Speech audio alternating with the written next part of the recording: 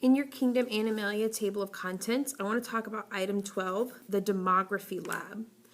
As always, I expect you to read. There's not a lot of reading on this one, so that's some good news. And then you have 3 hypotheses that you will need to fill in, okay? There may be enough room on here, there may not be. Make sure your hypotheses are in the if-then format. You are going to go to the website, and you need to be very cautious about if you're picking, a certain place or whatever. You need to pick some parameters and stick to them.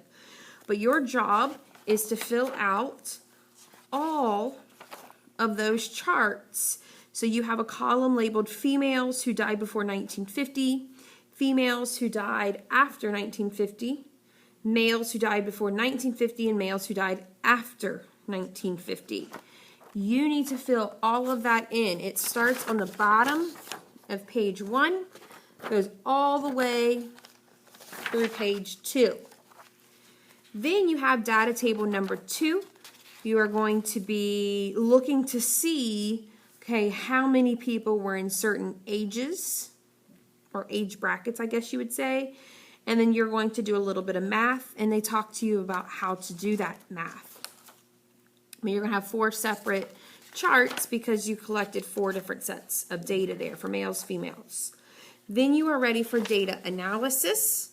So it tells you to make a graph, and then I give you the graph paper that you're going to be making it on. Make sure your graph on that page 4 does have labels, an overall title, an X and Y axis, and so on. So you're going to be answering questions 1 through 5. You also need to make sure you make graphs for males before 1950, female, like the survivorship curves. Make sure you label the axes for each, and you could actually, instead of one big one, you could combine them. Or instead of separate ones, you could make, a couple big ones. You do not, even though we had a hypothesis, we do not, actually had 3, no rerun for this one, okay? It's going to be a lot of data collection and then analysis for that lab.